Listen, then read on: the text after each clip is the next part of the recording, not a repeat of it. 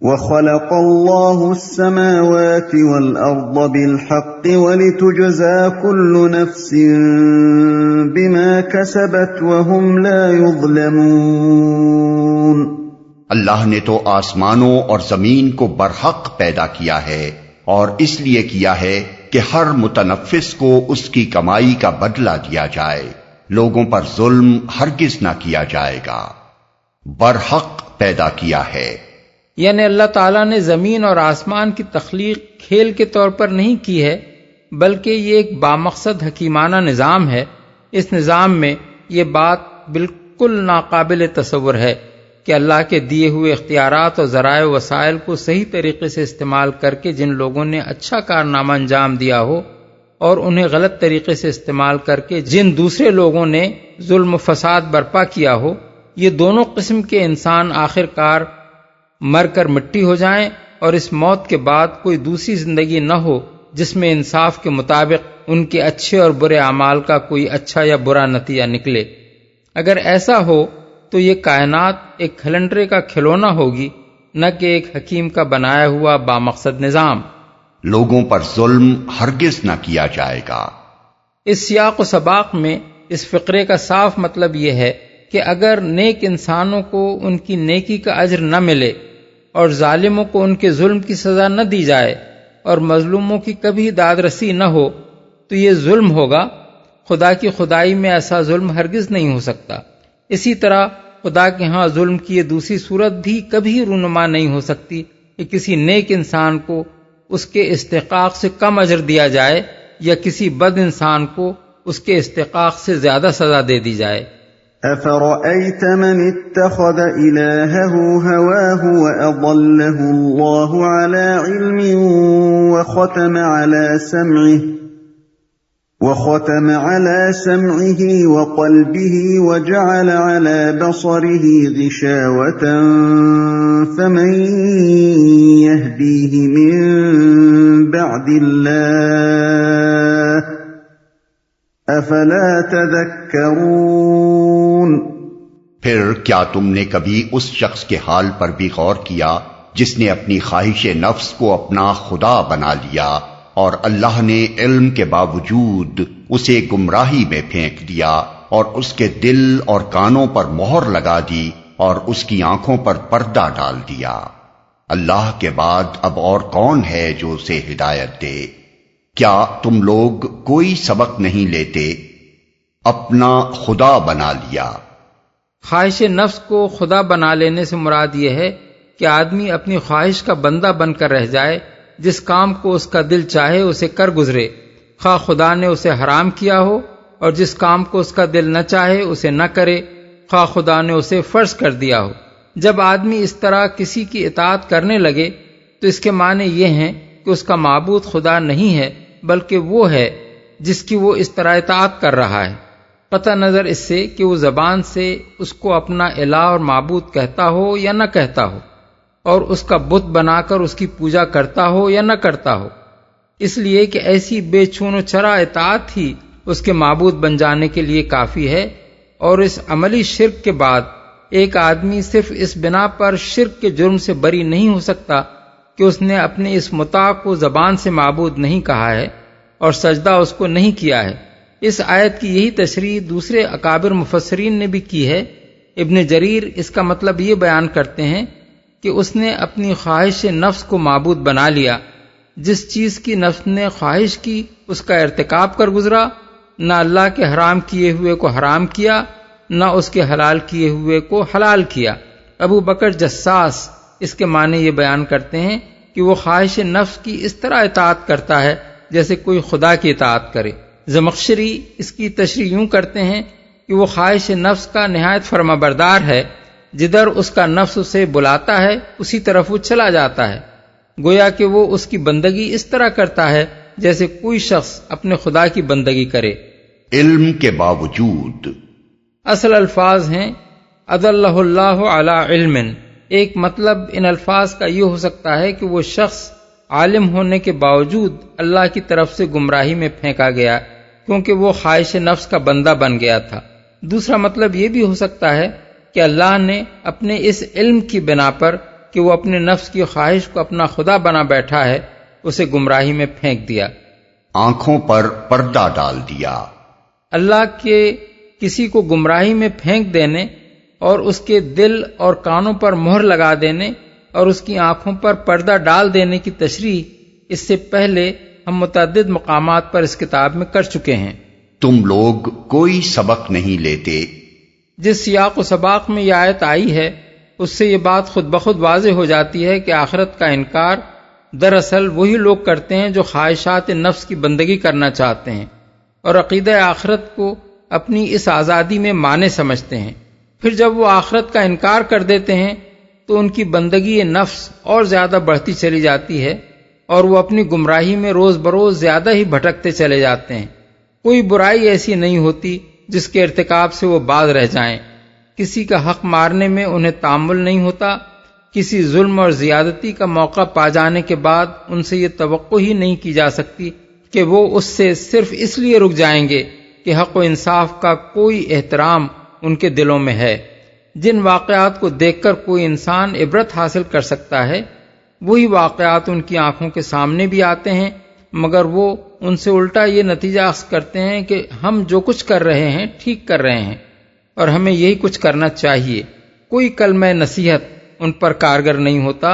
جو دلیل بھی کسی انسان کو برائی سے روکنے کے لیے مفید ہو سکتی ہے وہ ان کے دل کو اپیل نہیں کرتی، بلکہ وہ ڈھونڈ ڈھونڈ کر ساری دلیلیں اپنی اسی بے قید آزادی کے حق میں نکالتے چلے جاتے ہیں اور ان کے دل و دماغ کسی اچھی فکر کے بجائے شب و روز اپنی اغراض و خواہشات ہر ممکن طریقے سے پوری کرنے کی ادھیڑ بن ہی میں لگے رہتے ہیں۔ یہ اس بات کا صریح ثبوت ہے کہ عقیدہ آخرت کا انکار انسانی اخلاق کے لیے تباہ کن ہے۔ آدمی کو آدمیت کے دائرے میں اگر کوئی چیز رکھ سکتی ہے تو وہ صرف یہ احساس ہے کہ ہم غیر ذمہ دار نہیں ہیں، بلکہ ہمیں خدا کے حضور اپنے اعمال کی جواب دہی کرنی ہوگی۔ اس احساس سے خالی ہو جانے کے بعد کوئی شخص بڑے سے بڑا عالم بھی ہو تو وہ جانوروں سے بدتر رویہ اختیار کیے بغیر نہیں رہتا۔ وَقَالُوا مَا هِيَ إِلَّا حَيَاتُنَا الدُّنْيَا نَمُوتُ وَنَحْيَا وَمَا يُهْلِكُنَا إِلَّا الدَّهْرُ وَمَا لَهُم بِذَلِكَ مِنْ عِلْمٍ إِنْ هُمْ إِلَّا يَظُنُّونَ وَإِذَا تُتْلَى عَلَيْهِمْ آيَاتُنَا بَيِّنَاتٍ مَا كَانَ حُجَّتُهُمْ إِلَّا أَن قَالُوا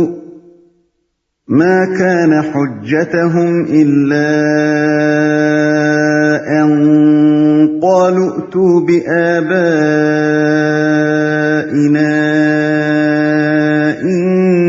كُنتُمْ صَادِقِينَ۔ یہ لوگ کہتے ہیں کہ زندگی بس یہی ہماری دنیا کی زندگی ہے، یہی ہمارا مرنا اور جینا ہے، اور گردش ایام کے سوا کوئی چیز نہیں جو ہمیں ہلاک کرتی ہو۔ در حقیقت اس معاملے میں ان کے پاس کوئی علم نہیں ہے، یہ محض گمان کی بنا پر یہ باتیں کرتے ہیں،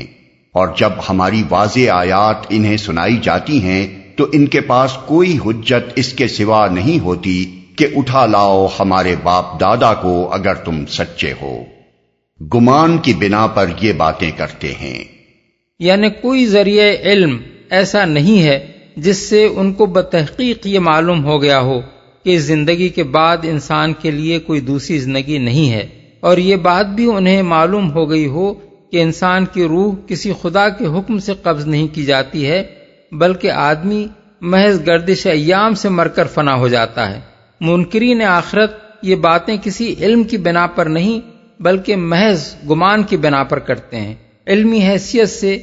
اگر وہ بات کریں تو زیادہ سے زیادہ جو کچھ کہہ سکتے ہیں وہ بس یہ ہے کہ ہم نہیں جانتے کہ مرنے کے بعد کوئی زندگی ہے یا نہیں، لیکن یہ ہرگز نہیں کہہ سکتے کہ ہم جانتے ہیں کہ اس زندگی کے بعد کوئی دوسری زندگی نہیں ہے۔ اسی طرح علمی طریقے پر وہ یہ جاننے کا دعویٰ نہیں کر سکتے کہ آدمی کی روح خدا کے حکم سے نکالی نہیں جاتی ہے، بلکہ وہ محض اسی طرح مر کر ختم ہو جاتا ہے جیسے ایک گھڑی چلتے چلتے رک جائے۔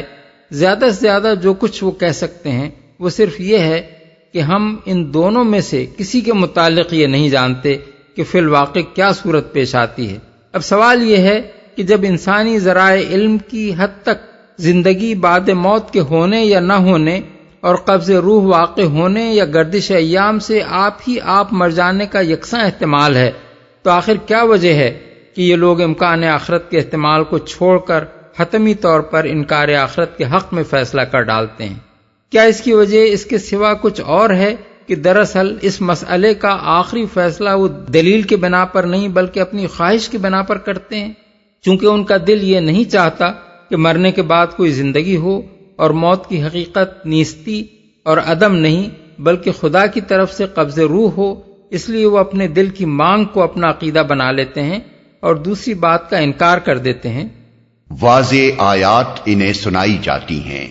یعنی وہ آیات جن میں آخرت کے امکان پر مضبوط عقلی دلائل دیے گئے ہیں اور جن میں یہ بتایا گیا ہے کہ اس کا ہونا عین حکمت و انصاف کا تقاضا ہے اور اس کے نہ ہونے سے یہ سارا نظام عالم بے معنی ہو جاتا ہے۔ اگر تم سچے ہو۔ دوسرے الفاظ میں ان کی اس حجت کا مطلب یہ تھا کہ جب کوئی ان سے یہ کہے کہ موت کے بعد دوسری زندگی ہوگی تو اسے لازماً قبر سے ایک مردہ اٹھا کر ان کے سامنے لے آنا چاہیے، اور اگر ایسا نہیں کیا جاتا تو وہ یہ نہیں مان سکتے کہ مرے ہوئے انسان کسی وقت اثر نو زندہ کر کے اٹھائے جانے والے ہیں۔ حالانکہ یہ بات سرے سے کسی نے بھی ان سے نہیں کہی تھی کہ اس دنیا میں متفرق طور پر وقتاً فوقتاً مردوں کو دوبارہ زندہ کیا جاتا رہے گا، بلکہ جو کچھ کہا گیا تھا وہ یہ تھا کہ قیامت کے بعد اللہ تعالیٰ بیک وقت تمام انسانوں کو اثر نو زندہ کرے گا اور ان سب کے اعمال کا محاسبہ کر کے جزا اور سزا کا فیصلہ فرمائے گا۔ قل اللہ یحییکم ثم یمیتکم ثم یجمعکم الی یوم القیامت لا ریب فیہ ثم يجمعكم إلى يوم القيامة لا ريب فيه ولكن أكثر الناس لا يعلمون۔ اے نبی ان سے کہو اللہ ہی تمہیں زندگی بخشتا ہے، پھر وہی تمہیں موت دیتا ہے، پھر وہی تم کو اس قیامت کے دن جمع کرے گا جس کے آنے میں کوئی شک نہیں، مگر اکثر لوگ جانتے نہیں ہیں۔ وہی تمہیں موت دیتا ہے۔ یہ جواب ہے ان کی اس بات کا کہ موت گردش ایام سے آپ آ جاتی ہے۔ اس پر فرمایا جا رہا ہے کہ نہ تمہیں زندگی اتفاقاً ملتی ہے نہ تمہاری موت خود بخود واقع ہو جاتی ہے، ایک خدا ہے جو تمہیں زندگی دیتا ہے اور وہی اسے سلب کرتا ہے، کوئی شک نہیں۔ یہ جواب ہے ان کی اس بات کا کہ اٹھا لاؤ ہمارے باپ دادا کو۔ اس پر فرمایا جا رہا ہے کہ یہ اب نہیں ہوگا اور متفرق طور پر نہیں ہوگا بلکہ ایک دن سب انسانوں کے جمع کرنے کے لیے مقرر ہے، مگر اکثر لوگ جانتے نہیں ہیں۔ یعنی جہالت اور قصور فکر و نظر ہی لوگوں کے انکار آخرت کا اصل سبب ہے، ورنہ حقیقت میں تو آخرت کا ہونا نہیں بلکہ اس کا نہ ہونا بعید از عقل ہے۔ کائنات کے نظام اور خود اپنے وجود پر کوئی شخص صحیح طریقے سے غور کرے تو اسے خود محسوس ہو جائے گا کہ آخرت کے آنے میں کسی شک کی گنجائش نہیں۔